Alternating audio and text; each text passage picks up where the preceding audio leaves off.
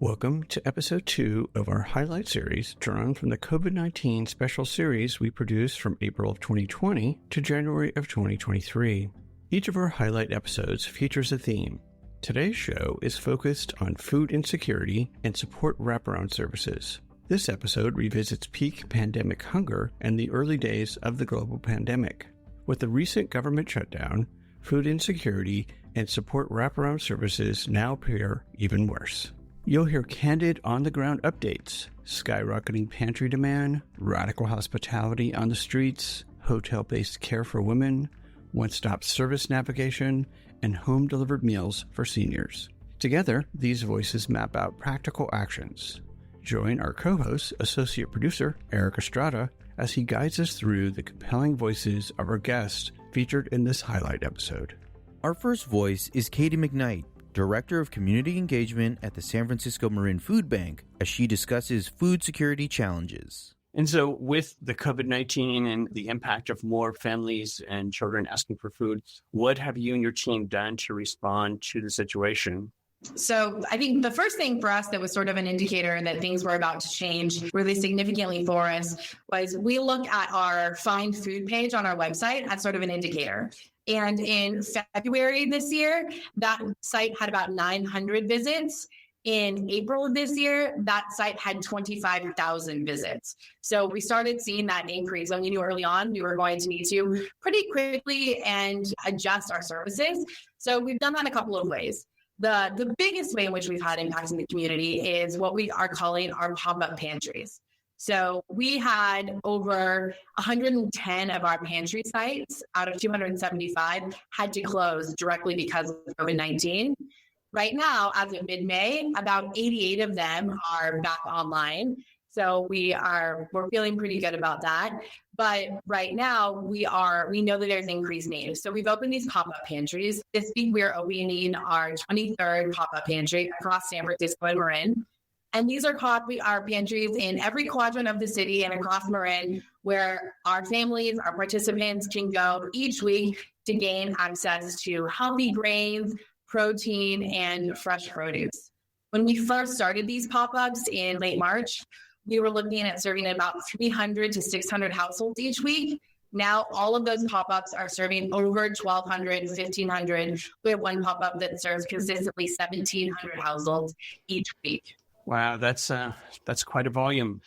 Would you mind sharing with the audience probably one of your kind of favorite stories or moments through the pop-up pantries? Because, now more than ever, the food banks are out in the community itself instead of having people come to your site.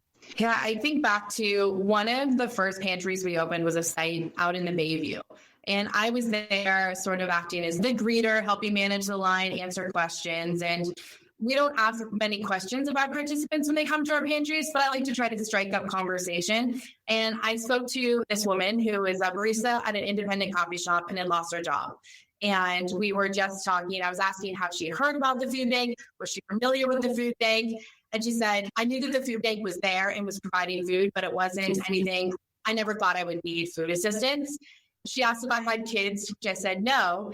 And she said, I have 2 high school age boys. Do you know how much one high school age boy eats, let alone 2 high school age boys?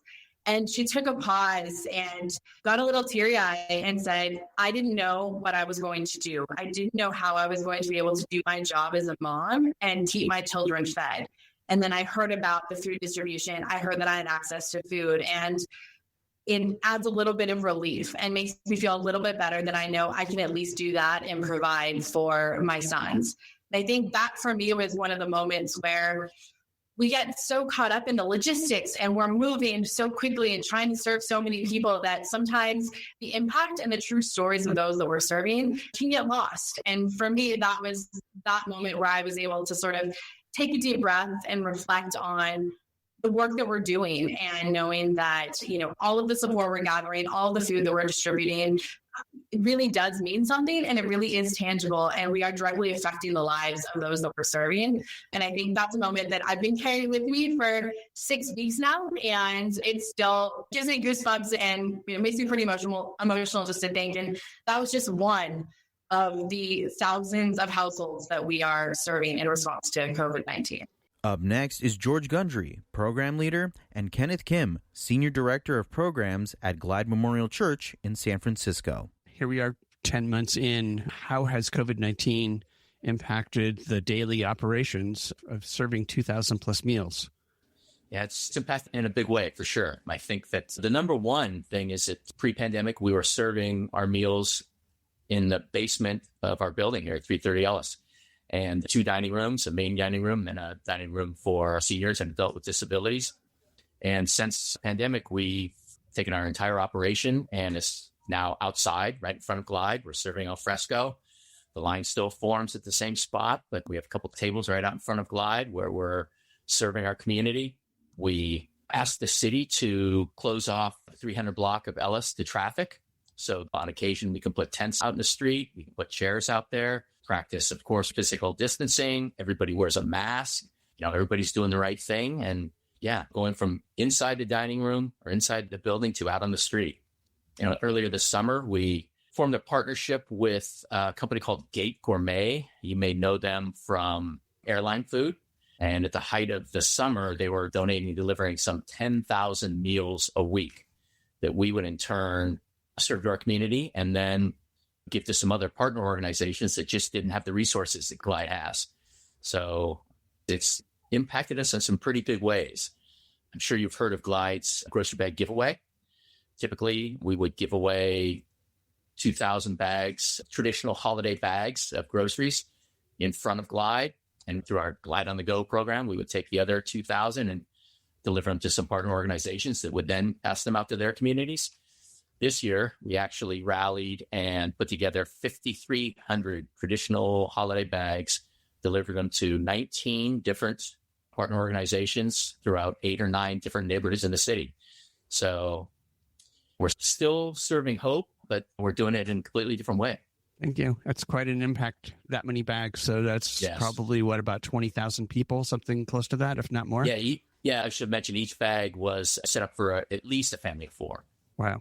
So I'm going to turn to you, Ken, and since you're really the senior director of all the programs at Glide, could you share with the audience a little bit about how COVID-19 has really impacted Glide's ability to provide its amazing services, especially not only to its Tenderloin neighborhood, but the San Francisco greater community? Yeah, there's been such significant needs. In terms of food security before the pandemic, it's known that 1 in 4 San Francisco families were struggling with food security after the pandemic. 4 out of 10 Black and Latinx families are struggling with food security. A lot of folks don't realize, they usually think about the free meals program and that it's serving those that are homeless or unsheltered, but we also serve a lot of the working families who do meet the poverty line. And so a lot of times folks will come for our breakfast to supplement their income. And so for us, as the pandemic hit, it was really important to make sure that safety was foremost for both our staff and the folks that we serve, but also the consistency of access. The fact that we do serve 364 days a year really demonstrates the consistency. And the only day that we close is New Year's Day. And so the team has done an amazing job of just constantly innovating and pivoting as needed, working with other community partners, working with city agencies to just make sure that the food is there. One of the things that came to our attention very quickly in the early weeks of the pandemic was as shelter in place came to close, a lot of the folks that relied on panhandling or low-cost restaurants, those were treats for them if they were able to get some hold of money that they can actually enjoy a nice dinner at a small restaurant. With those restaurants being closed, with less foot traffic, our ability to provide that food security, as well as something that feels communal and nourishing, was incredibly important. The other thing that we've done in terms of pivoting is just an amount of integration and collaboration that's happened across all the programs. The meals program in some ways almost feels like the kitchen at the home. It's like where we gather and come together. And so our harm reduction program, our family resource center, our women's center, there hasn't been one activity that's pivoted that hasn't included the meals program. And I think even furthermore, as an organization, a lot of our staff that provide administrative support and those roles have also come together with the meals program. The loss of our volunteers was significant. And it was just great to see not only the operational changes we needed to make to be efficient, but also to see some of our folks in our finance department and in our human resources be right there side to side with our meal staff, providing those meals and really welcoming the community here has really been an important piece of us responding to the pandemic. And then lastly, I would say we've had the opportunity with our efforts with Matt Haney's office to turn our block into a Tenderloin resource hub. And so that means that the 300 block of Ellis is actually closed during business hours from Sunday through Friday. And now we're actually welcoming different community partners like Lava May, Project Homeless Connect, and then the COVID testing that we're doing in collaboration with DPH is also an important element. So that means that folks that normally come in to get food at Glide can go right across the street and get COVID testing as well. And that we're really working together in collaboration to try to get a lot more health services on our block for that reason. We now turn to Jim Oswald from Meals on Wheels San Francisco, serving homebound older adults. And then also part of what you do, Jim, is you work with the food bank to also provide the delivery to seniors, which, is a super important component given that so many of the seniors now are completely sequestered because of COVID-19. Yeah, we want to meet individuals where they are in the trajectory, right? So we do have many older adult clients who they just need a little assistance. They can still get out, they have mobility, but maybe and they can still cook for themselves, but maybe they need a little assistance getting groceries. So through our partnership with the San Francisco Marin Food Bank, we deliver right around 500 bags of groceries per week. It's a volunteer-run program right here at our Bayview headquarters. And this really helps those individuals, but also it's a way for us to develop a relationship with those individuals because over time, as people age in place in their homes, they may need more advanced services such as our home delivered meals program. And so, Jim, how has COVID-19 really impacted Meals on Wheels' ability to serve your seniors and operate? And of course, I'm imagining that the need has really also exploded. Yeah, well, COVID in itself has presented all kinds of challenges for everyone, right? For us, the biggest priority was safety. Safety of our staff, safety of our volunteers, and safety of our older adult clients. So from the first week of March, we went into emergency mode. So that meant enacting even more strict protocols that we already do. Kind of a little stepping back here. We're a safety net organization even prior to COVID-19. So for us, we're kind of set to handle emergency crisis. However, this was a huge crisis. So our goal was to make sure that our staff were healthy and safe. That meant certainly all of the protocols, sanitizing and PPE and really social distancing. We've had to multiply our kitchen areas across various buildings throughout the city just so that we could accommodate social distancing needs. We enacted no contact deliveries with our drivers. As I mentioned earlier, one of the keys to our program, besides delivering nourishment to our homebound clients, is actually getting eyes on them to see how they're doing and talking with them. Well, in the pandemic world, that's kind of hard to do for their safety. Many of these clients have underlying medical conditions that make them really vulnerable to a disease like COVID-19. So no contact deliveries, talking with clients from a very far away, and even more importantly, enacting our social work division to actually make regular calls to individuals just to see how they're doing. So those are the big challenges. And of course, for us, we rely on the generosity of individuals for donations. And our biggest fundraiser of the year had to be postponed and actually canceled later on. That's a fundraiser that basically is responsible for about 52% of the funding for our meals. So it's a huge chunk.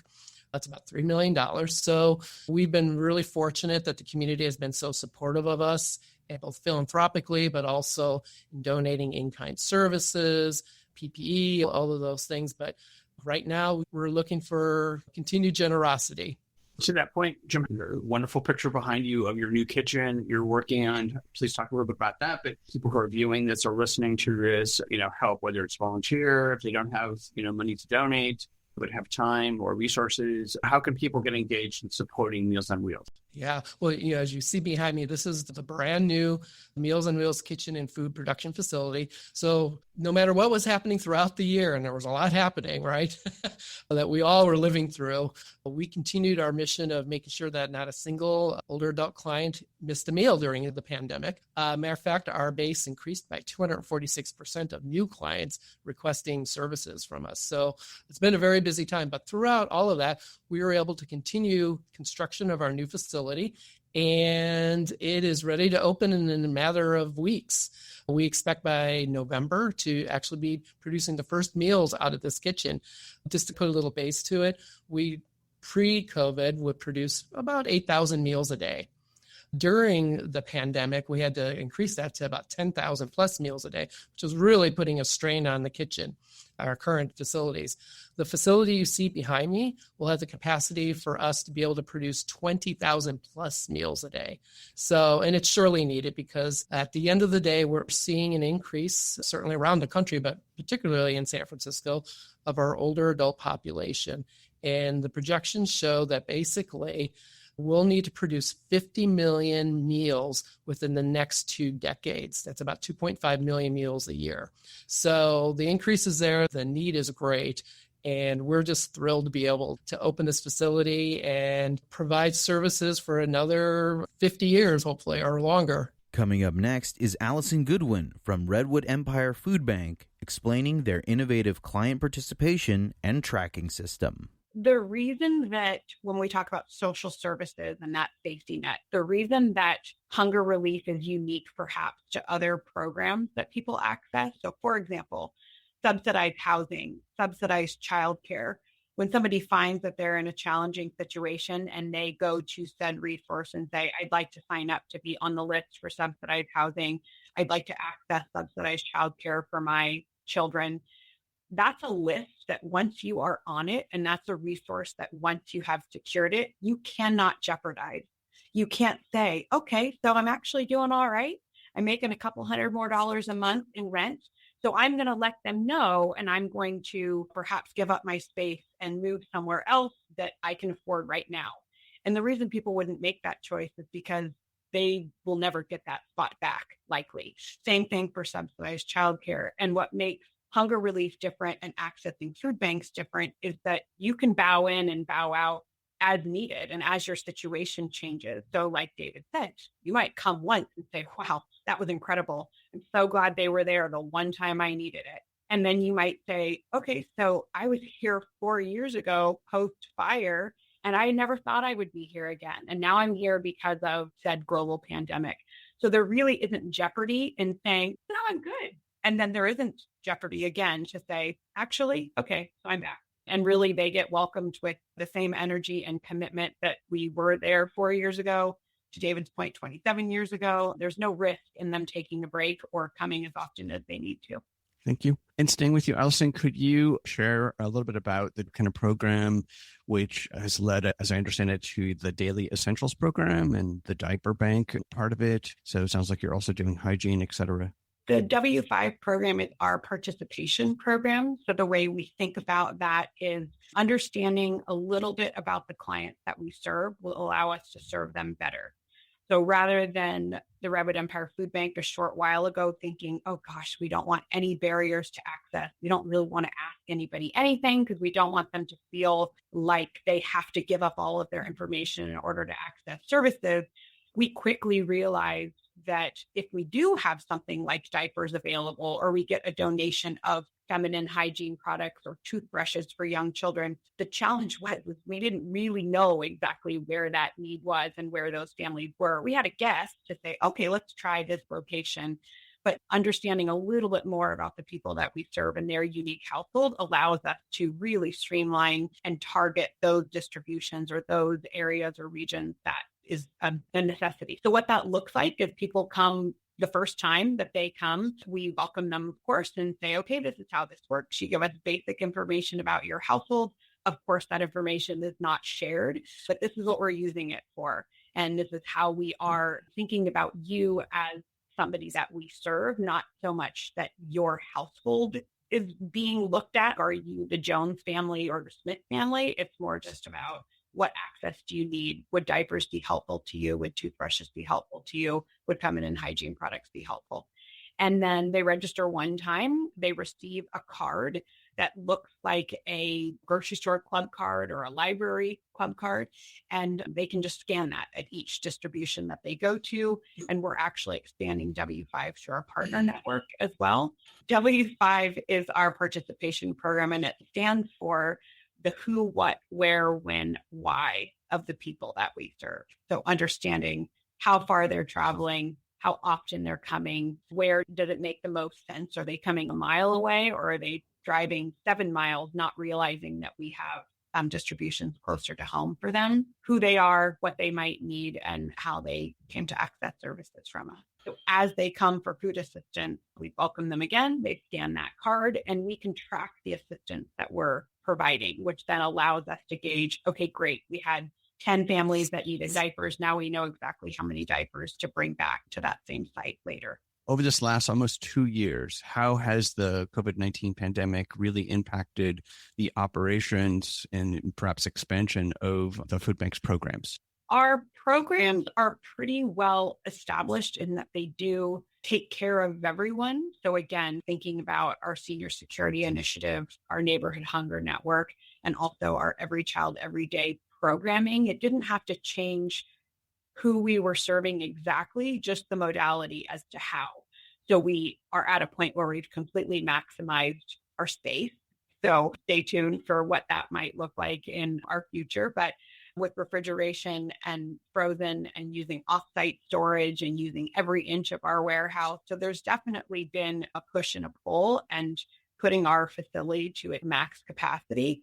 But from the participant side of things, I don't think they would feel that impact. I think we've done a really tremendous job at saying, don't worry, we got you. We're just adding opportunities to pick up groceries.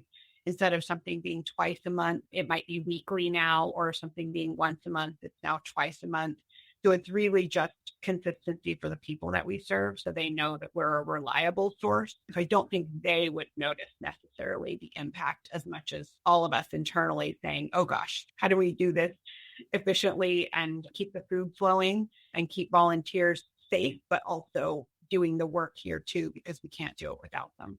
Thank you. On the program now is Megan Freebeck from Simply the Basics, providing hygiene supplies to communities experiencing homelessness. So how has COVID-19 impacted the distribution, if you will, of hygiene products through the bank? I mentioned it's somewhat virtual, but you still have to move products around. So how is that going? And I can imagine that the demand for products has really expanded given that so many people are unhoused still.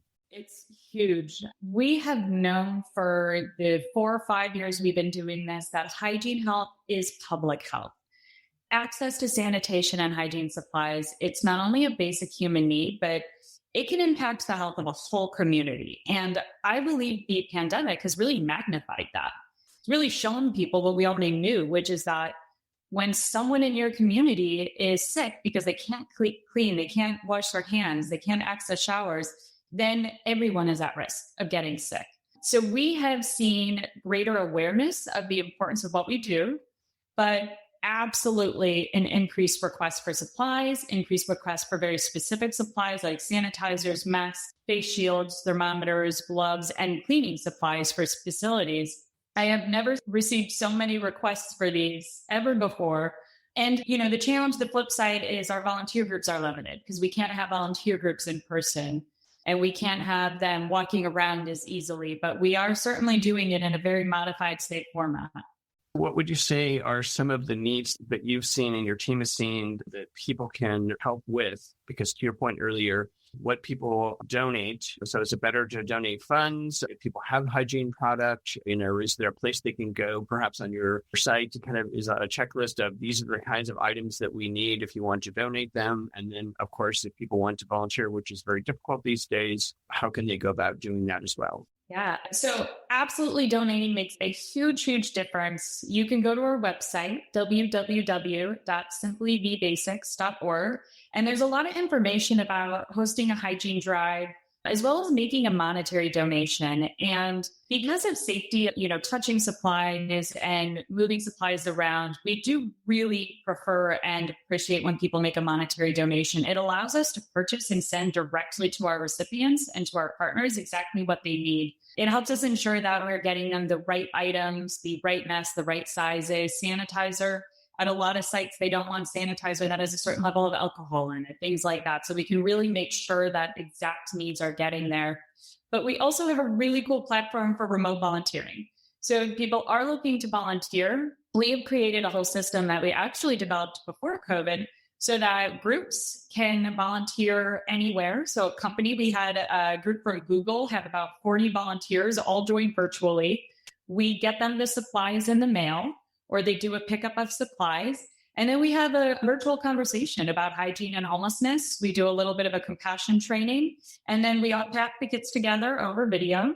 And we just ask that they be able to then drop them off at one of our receiving sites in their area. And we've got them all throughout the Bay Area. We've got about 80 different receiving sites that they could drop them off at. So families have done this, parents of kids have done this, individuals are doing this. Absolutely, we love to get volunteerism. And if you are looking to donate, you can sponsor a volunteer group too and help cover the cost of those supplies.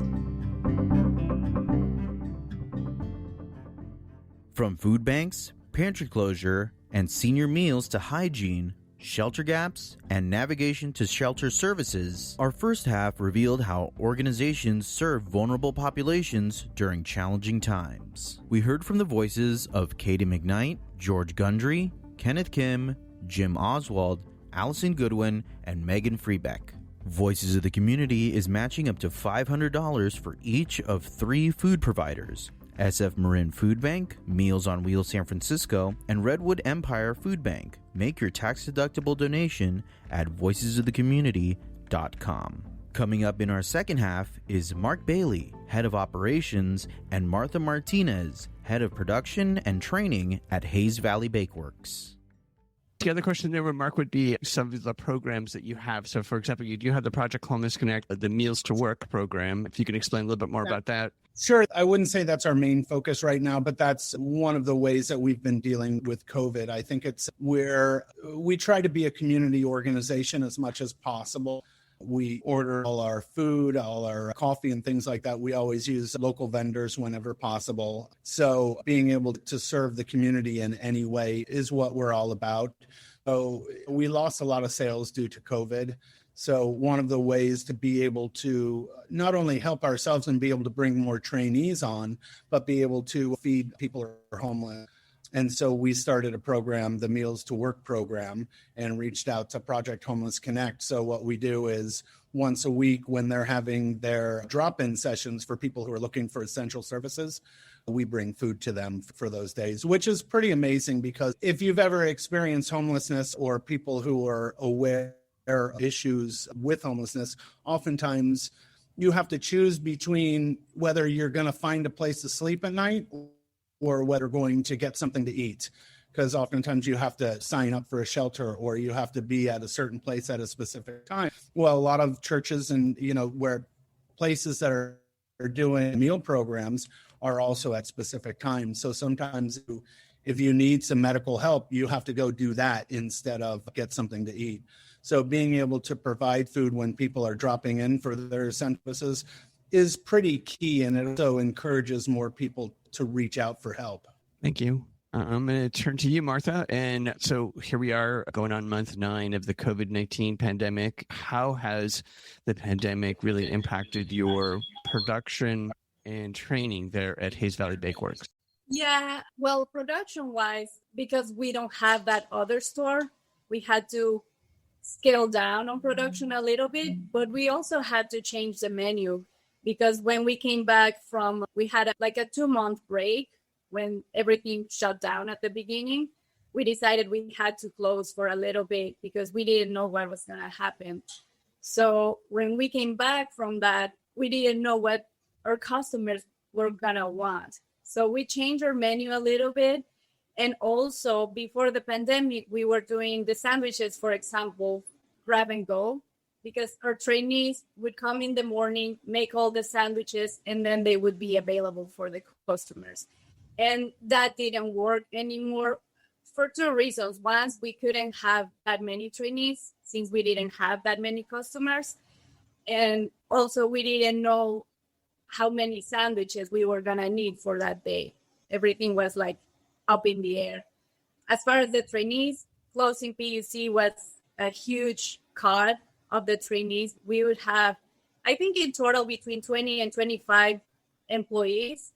And of those, maybe 10 or 12 were trainees. So with that store closed, then we couldn't provide that training.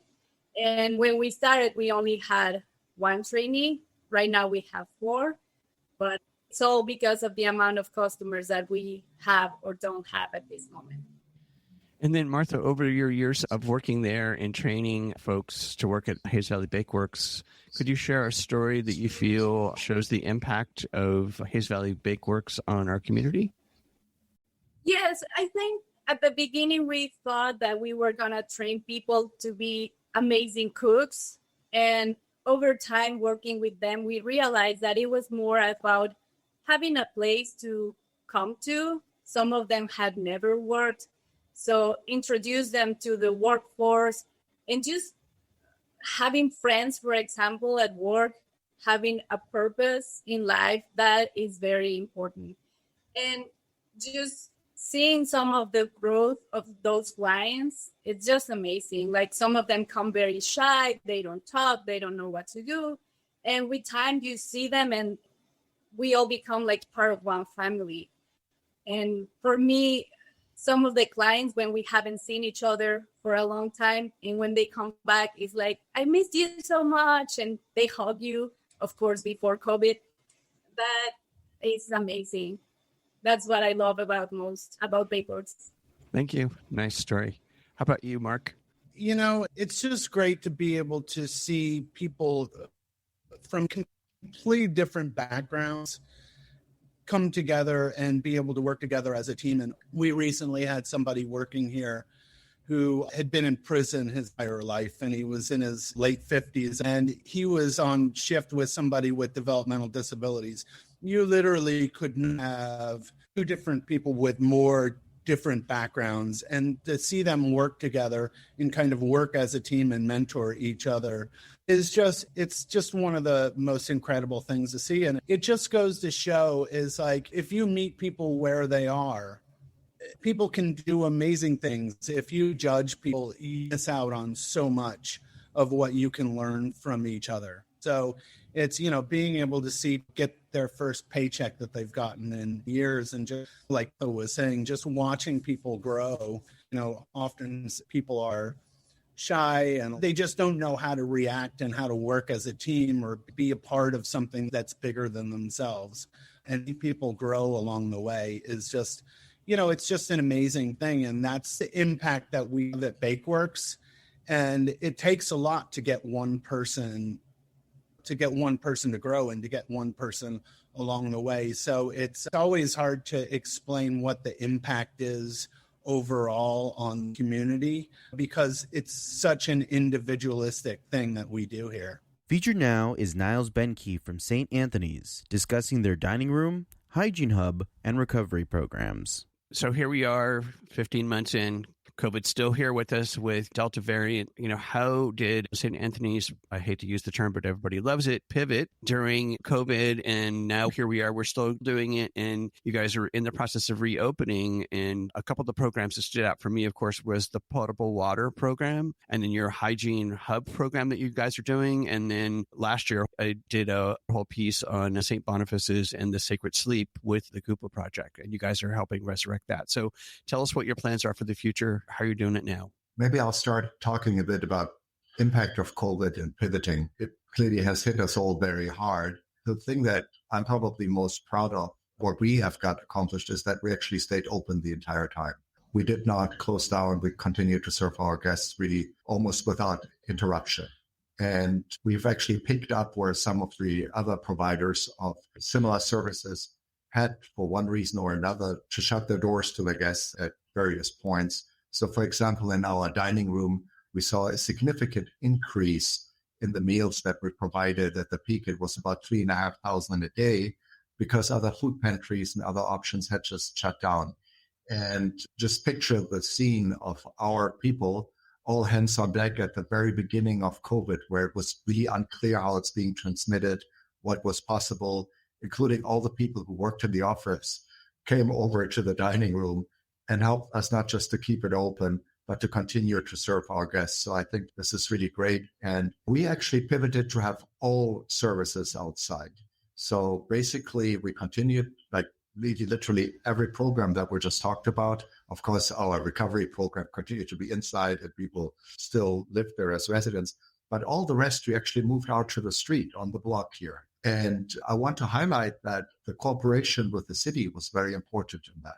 The city was actually able to help us with temporary block closure here that allowed us to use the entirety of the block to put our services outside. So that was really helpful.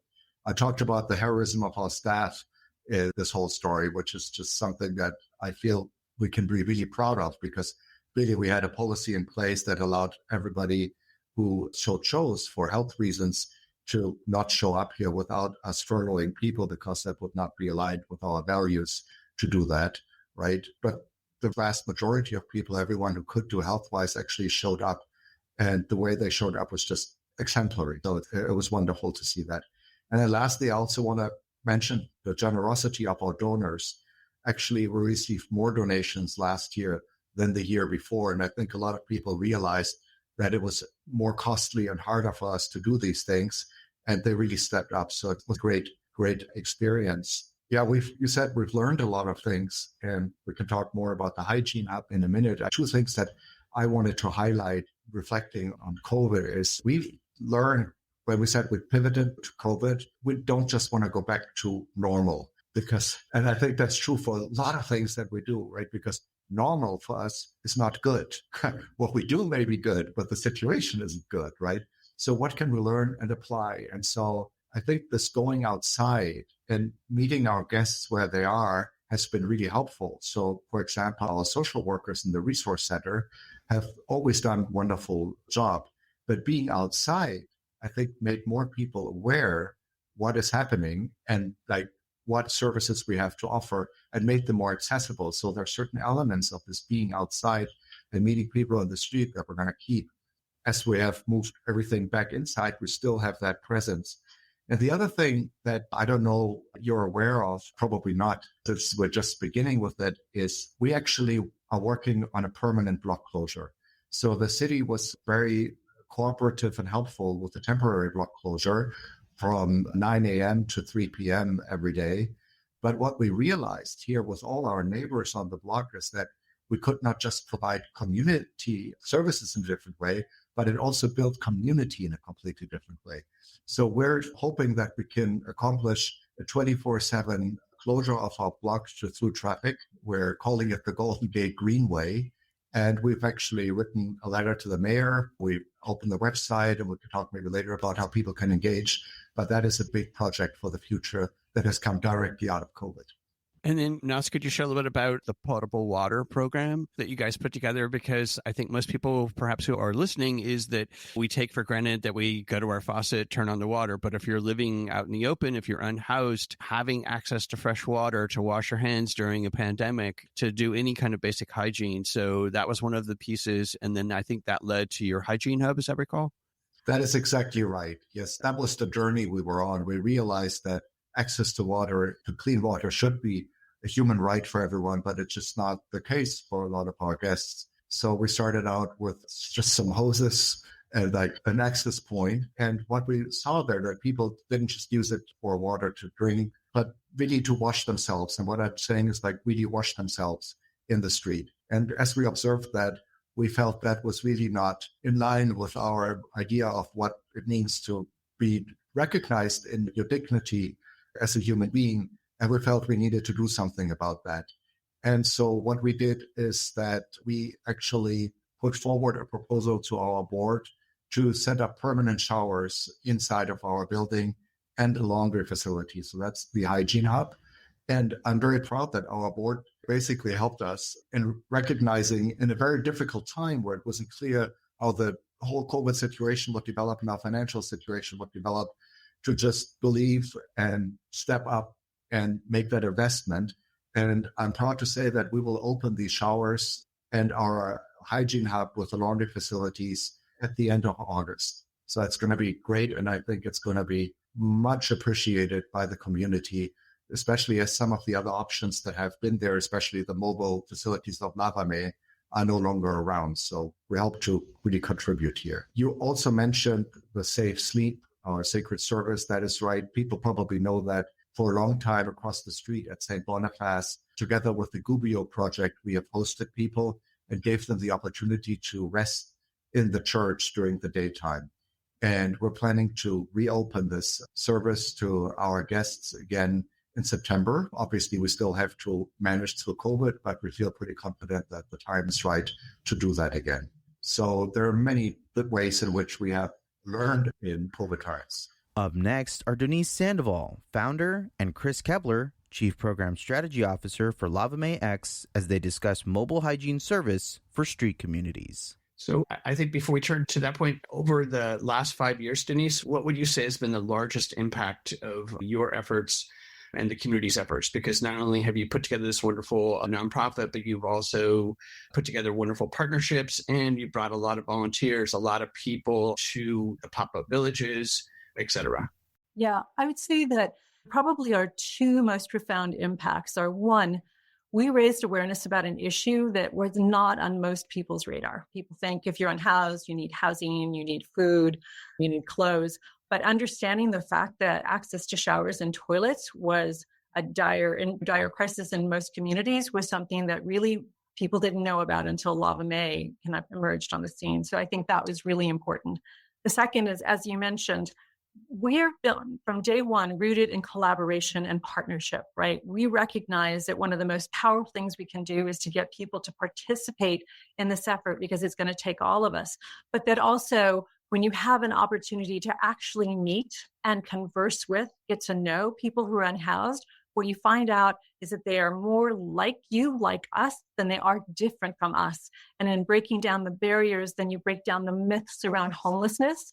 And the more we can do that with people, the more we feel we can affect long-term, powerful change to end the crisis that is homelessness. Thank you. So, Chris, I'm going to turn to you and have you walk the audience through. So we've got the accelerator and the whole DIY piece, and then your most recent project with the DIY hand washing. Yes. So the process for us from a programming perspective in terms of how we came to this idea is it was very organic. So as the pandemic hit, we were seeing the increased need to offer hand washing services on the streets. And so I did some research and found that, even if you wanted to rent a large scale hand washing station, it was very expensive or not even available anymore. Or if you wanted to purchase this online, it was back ordered. And so the combination of doing that research, as well as looking at some really interesting initiatives that other organizations were doing. For example, Love Beyond Walls has pre-made ready sinks that they're deploying to communities, which is a wonderful initiative that we were inspired by, as well as a partnership between Los Angeles Community Action Network and USC's Annenberg School of Communication.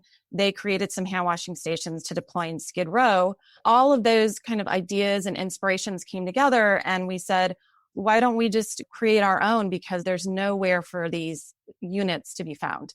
So a coworker and I got out our sketch pad and sketched up some ideas. We purchased some of these parts. We put a prototype together and tested it out in Oakland around Lake Merritt. And that's how the program was born. And so our goal with this is not just to deploy these to communities, but in our backyard, which we're doing, but to also educate anybody to be able to do this, and by offering them things like a supply list, an instruction manual, and a video tutorial to help them do it. So the whole goal is to make these programs easily accessible and deployable in their communities so that they can serve people in a more effective way, especially around hand washing, which is such a critical need right now. Joining us now is Sammy Rayner, Chief Programming Officer for Community Forward SF, as she discusses their drop-in center, shelters, and hotel transition programs. And then you also you have a sobering center as well, which kind of gets back to the whole idea of housing first as being a city policy. But then you also work with seniors. Can you share a little bit about that? Of course. We're a 41-year-old agency, so have been around for a while. And actually, one of the very, very first services that the agency provided was sobering and driving around vans, helping folks on the street who needed a safe place to sober up. And so we have a sobering center where people can come and just have a safe place to rest, sleep, be under nurses' supervision while they're getting better. And then at the end of that, when they are able to come out of and sober up, they're able to talk to a nurse, talk to a case manager, and think about other steps that they can take for their life. And we also, I think, didn't necessarily start focused on seniors, but the whole homeless population is aging. That's something that not a lot of people know. So majority of the folks that we serve are over 55 across all of our different programs. The other thing I wanted to get to was how has COVID-19 really impacted your entire network of services? It's hit each of our operations slightly differently. I think one of the heaviest and hardest impacted places is our drop-in center. Our Women's Place drop-in center serves about 3,000 women a year. And so as you can imagine, that's not an operation that can really run safely, having lots of women in one space, doing laundry, taking showers. And so it was really extremely difficult when shelter in place set in and I don't know if you know, but city shelters weren't taking new reservations. And so we're having lines of women coming like, hey, what am I supposed to do? And there was a really hard several weeks when we were actually just sheltering in place in our drop-in center. So women in plastic chairs for weeks until the city was able to open up hotels. And that has been a really exciting lift of pressure off of us. Not just the drop-in center, but our shelters were also really too full to properly socially distance. So now that hotels are open to our clients, we've moved all of our folks who are over 60 out of the shelters and programs and into hotels. And our staff are actually moved with them and continuing to provide care and services in hotels. So that's been the biggest transition, is just figuring out how to run these programs in hotels and keep people safe. And so what are some of the other needs that you're seeing? I think there's a lot of needs across the community. I think one of the biggest is just to continue this hotel push. There are not nearly enough people in safe spaces yet. We have been able to move a lot of our folks, but there's so many people who are still on the street who would normally be knocking on the door of a Women's Place drop-in center and getting services who aren't being served right now. So continuing to do that is important. Continuing to donate and provide personal protective equipment is really important. And I think just to honor and recognize the staff, not only of our agency, but of organizations across the community. I think now is a time when the public is recognizing that homeless services are public health services. Housing is healthcare, right? You can't be safe from a pandemic if you don't have somewhere to stay.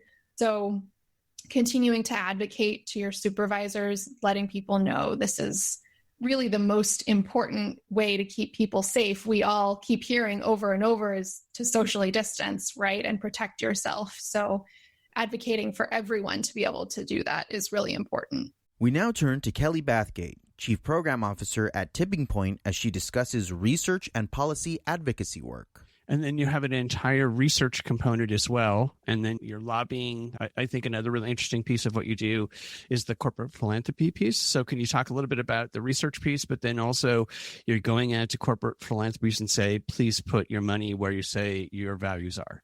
Yeah. So I think one thing that's really unique and great about Tipping Point is that we sit in a position in between a lot of the work that our organizations are doing and an incredibly generous and influential donor population too. So recently, within the last few years, we've expanded from just investing in direct service organizations to lifting up and thinking, okay, what is it going to take to actually move the needle on poverty? And realizing that, well, the direct services that our grantees are providing are critical, and we have to continue to invest in that to be the strong nonprofit ecosystem that's serving people directly. We need to think about how we can expand that to have a greater impact through policy solutions to extend that impact, as well as researching solutions that we may not know of yet. So within each of our areas, we have kind of a dynamic set of research questions that we are continually asking to see what solutions do we not even know about. How can we particularly focus on a population that may be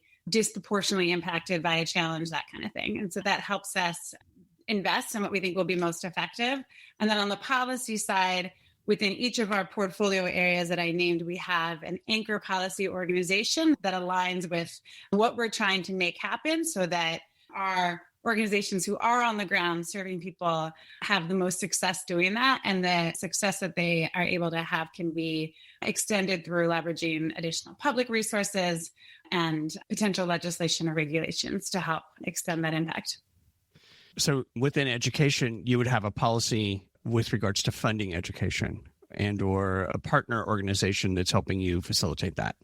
Yeah, that's a great example. So within education, our anchor policy organization is EdTrust West, based in Oakland. And within that, speaking of kind of education financing, what we are really focused on is equitable and consistent financing. And so one thing that we know is a great challenge for schools, particularly those that are serving low-income children, that the streams of funding that come from public sources are greatly supplemented often in some of the wealthier suburbs. And so how do we ensure that the schools who need the most support are getting adequate resources?